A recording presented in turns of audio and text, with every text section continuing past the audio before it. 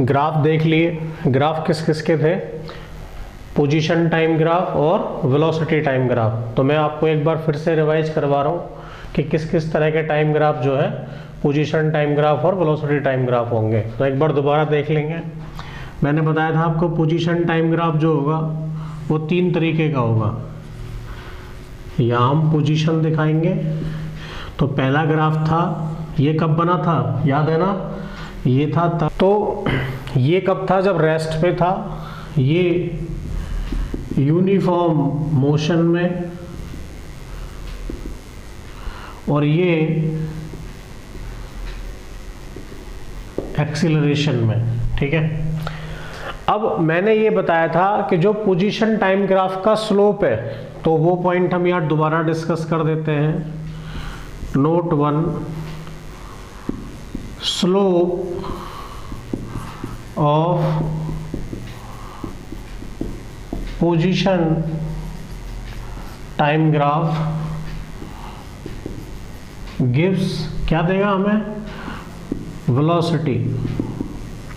अब देखिए यहाँ पे 2 चीजें होंगी। अगर डिस्टेंस टाइम ग्राफ है तो हमें क्या मिलेगा? हमें मिलेगी स्पीड। क्या मिलेगी? स्पीड। और अगर डिस्प्लेसमेंट टाइम ग्राफ है तो हमें मिलेगी वेलोसिटी। ठीक है। तो ये याद रखेंगे। तो ये तो किसके लिए हो गया? ये हो गए आपके पोजीशन टाइम ग्राफ। ठीक है। दूसरा हमने डिस्कस किया था वेलोसिटी टाइम ग्राफ। तो देखिए वेलोसिटी टाइम ग्राफ 2 तरीके के बनेंगे मेनली। अगर वेलोसिटी कांस्टेंट है, यूनिफॉर्म मोशन है, तो v और t का ऐसा ग्राफ बनेगा। और अगर एक्सीलरेशन कांस्टेंट है तो ये इस तरीके से बढ़ता जाएगा। ठीक है। अब यहाँ पे क्या होगा? इसका स्लोप होगा। देखो जैसे इसका स्लोप था st ग्राफ का स्लोप, उसने हमें क्या दिया? वेलोसिटी। ऐसे ही जो vt ग्राफ का स्लोप होगा वो हमें क्या देगा? तो देखिए ये जो होगा वो होगा चेंज इन वेलोसिटी। जो मैंने डेल्टा यहाँ लगाया है ना, ये ट्रायंगल जैसा, तो ये डेल्टा v क्या होता है? ये होता है चेंज इन वेलोसिटी। और ये जो है चेंज इन टाइम। अब अगर मैं इसका स्लोप निकालूं तो स्लोप मैंने आपको क्या सिखाया था? यहाँ पे स्लोप मैंने बताया था आपको परपेंडिकुलर अपॉन बेस, याद है? ऐसे यहाँ पे भी स्लोप क्या होगा? Perpendicular upon base. तो यहाँ अगर हम देखें तो स्लोप आएगा परपेंडिकुलर अपॉन बेस। और परपेंडिकुलर क्या हो गया? Change in velocity upon change in time. और change in velocity upon change in time हमें क्या देता है? Change in velocity upon change in time हमें देता है एक्सीलरेशन। क्या देता है? एक्सीलरेशन। इसलिए vt ग्राफ का जो स्लोप है वो हमें क्या बताएगा? एक्सीलरेशन। क्या बताएगा? एक्सीलरेशन। तो ये हो गए आपके velocity time graph. Velocity time graph. तो जैसे यहाँ नोट लिखा था वैसे ही एक नोट हम यहाँ लिख सकते हैं। नोट 2। नोट 2 होगा स्लोप ऑफ vt ग्राफ क्या देता है? एक्सीलरेशन। Gives acceleration. तो ये सबको समझ में आ गया यहाँ तक? ठीक है। मैंने आपको बताया कि पोजीशन टाइम ग्राफ का स्लोप हमें देगा वेलोसिटी और vt ग्राफ का स्लोप हमें क्या देगा? एक्सीलरेशन। और स्लोप निकालते कैसे हैं? जहाँ पे ये ट्रायंगल जैसा बनेगा, ठीक है, इसको हम कहते हैं परपेंडिकुलर और इसको हम कहेंगे बेस। तो स्लोप होता है परपेंडिकुलर अपॉन बेस। क्लियर है? तो नोट कर लीजिए इसको। तो हमें ये पता लग गया कि स्लोप पोजीशन टाइम ग्राफ का हमें देगा वेलोसिटी, और जो वेलोसिटी टाइम ग्राफ का स्लोप है वो हमें देगा एक्सेलरेशन। एक चीज़ अब और देखते हैं ग्राफ से हमें और क्या मिलता है। देखिए, जो वीटी ग्राफ का स्लोप है वो एक्सेलरेशन तो देता है, लेकिन जो वीटी कर्व का एरिया है, जो ये वीटी ग्राफ हो गया मान लो, अब जो इसका एरिया होगा वो एरिया हमें देता है area of VT graph gives distance और डिस्प्लेसमेंट। अगर स्पीड टाइम ग्राफ है तो एरिया विल बी डिस्टेंस। अगर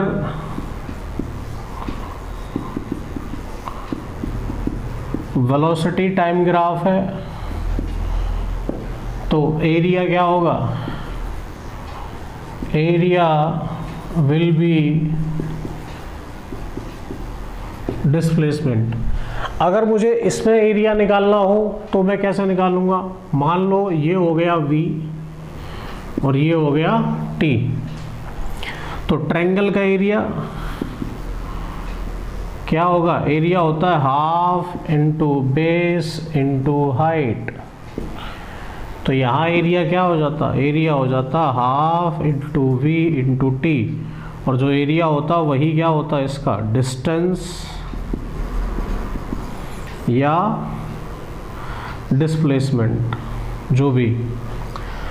तो ये समझ में आ गया आपको? देखो, प्रूफ कर लेते हैं इसको थोड़ा सा कि ऐसा आएगा कि नहीं आएगा। मान लो एक कांस्टेंट वेलोसिटी से ट्रेवल कर रहा है, वेलोसिटी है 10 मीटर पर सेकंड, और उसने 10 सेकंड तक ही ट्रैवल किया, और ये वीटी ग्राफ दिया हुआ है हमें। तो देखो, हमें दिख रहा है कि 10 मीटर पर सेकंड से चल रहा है, तो 10 सेकंड में कितना चलेगा? 10 इंटू 10 कितना आना चाहिए? 100। तो डिस्टेंस ट्रेवल हो जाएगा 100। अगर हम इसका एरिया देखें तो एरिया क्या आएगा? देखो, एरिया होगा इसका 10 इंटू 10, तो कितना आ गया? 100। इसका मतलब जो हमने यहाँ सीखा है वो सही है। एरिया अंडर द कर्व या area of VT graph gives distance और डिस्प्लेसमेंट। अब इसमें दो चीज़ें आप और याद रखेंगे।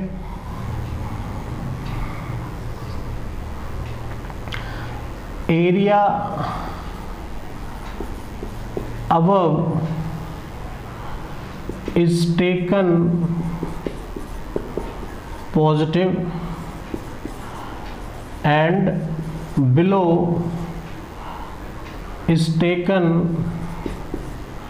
area above x axis is taken positive and below is taken negative. If we are calculating displacement, क्या कैलकुलेट कर रहे हैं हम? डिस्प्लेसमेंट, ठीक है। और अगर डिस्टेंस करनी है तो फिर सारा पॉजिटिव, ठीक है। तो एक पॉइंट तो ये हो गया। दूसरा, if we calculate distance then above और below will be taken all positive। कैसा हो जाएगा वो? सारा का सारा पॉजिटिव। तो आई होप आपको ग्राफ जो है वो क्लियर हो गया होगा कि किस तरह से ग्राफ से हमें चीज़ें देखनी है। नोट कर लीजिए इसको। ग्राफ देख लिए हमने, ग्राफ से जो रिजल्ट्स हमें मिलते हैं वो देख लिए। अब उसी के बेस पे हम क्या करेंगे, हम इक्वेशन ऑफ मोशन ड्राइव करेंगे। ठीक है, तो नेक्स्ट टॉपिक हम क्या पढ़ रहे हैं, डेरिवेशन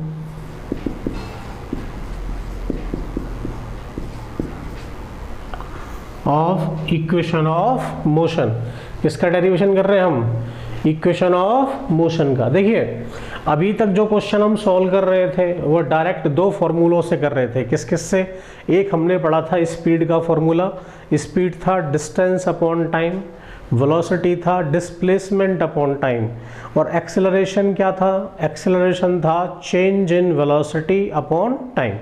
ये तीन फॉर्मूले हमने पढ़े, लेकिन बार बार इन्हीं फॉर्मूलों को यूज़ करना, ठीक है, और फिर कुछ कॉम्प्लिकेटेड सिचुएशंस को हम कैसे सॉल्व करेंगे, तो उसके लिए हम क्या करते हैं, तीन इक्वेशन हम ड्राइव करेंगे। कितनी इक्वेशन, तीन। उन इक्वेशन को हम कहते हैं इक्वेशन ऑफ मोशन, जिससे हम किस तरह से डिस्टेंस, डिस्प्लेसमेंट, एक्सीलरेशन, टाइम में रिलेशन निकालेंगे। ठीक है, हमें दो या तीन चीज़ें गिवन होंगी और फिर हमसे थर्ड या फोर्थ कोई क्वांटिटी पूछ ली जाएगी, तो वो किस बेस पे करेंगे सॉल्व, वो करेंगे हम इन इक्वेशन के बेस पे सॉल्व। तो सबसे पहले उन इक्वेशन को हमने जो ग्राफ पढ़े हैं उसकी हेल्प से हम ड्राइव करेंगे। ठीक है, और जो चीज़ें हमने ग्राफ के रिजल्ट से देखी थी बस वही हमें यहाँ पे रखना है। क्लियर है, ये बात समझ में आ गई। करते हैं शुरू। पहला इक्वेशन, तो पहला इक्वेशन ड्राइव कर रहे हैं हम।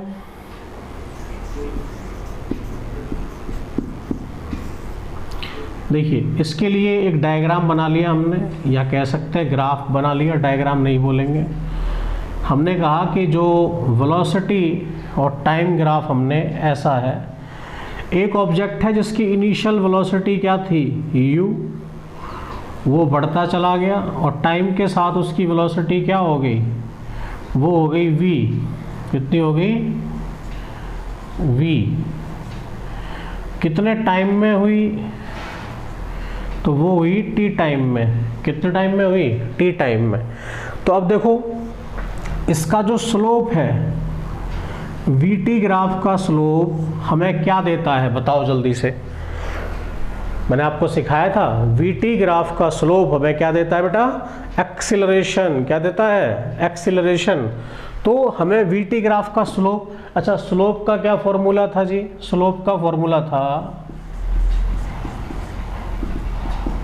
Perpendicular upon base.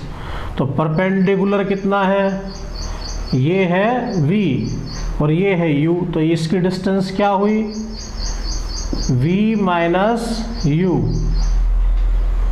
डिस्टेंस क्या हुई, v माइनस u।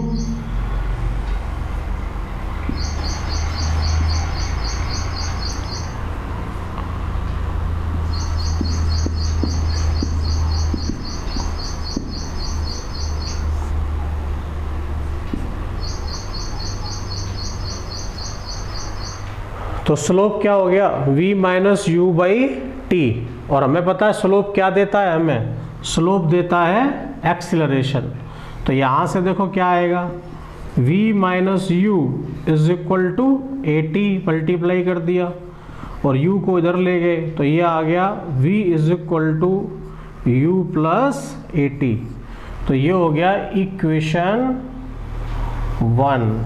इसको कहते हैं फर्स्ट इक्वेशन ऑफ मोशन। क्या कहते हैं इसको, first equation of motion. Note करिए पहले, फिर हम सेकंड करेंगे। हमने फर्स्ट इक्वेशन ऑफ मोशन देख लिया, सेकंड क्या होगा, देखिए second equation of motion drive कर रहे हैं। सेकंड इक्वेशन ऑफ मोशन कैसे ड्राइव करेंगे, वही डायग्राम है। हमें जो है इसका नाम दे देंगे हम ओ ए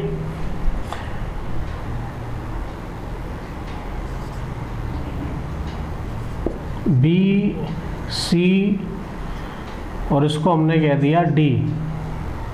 ठीक है, अब देखो हमने ये पढ़ा था कि जो वीटी कर्व है, वीटी कर्व में जो इसका एरिया होगा ये वाला, वो एरिया हमें क्या देगा, वो एरिया देगा हमें डिस्टेंस या डिस्प्लेसमेंट। तो उसके लिए सबसे पहले हम एरिया कैलकुलेट करेंगे। तो एरिया जो है देखो, एक तो ये रेक्टेंगल बन रहा है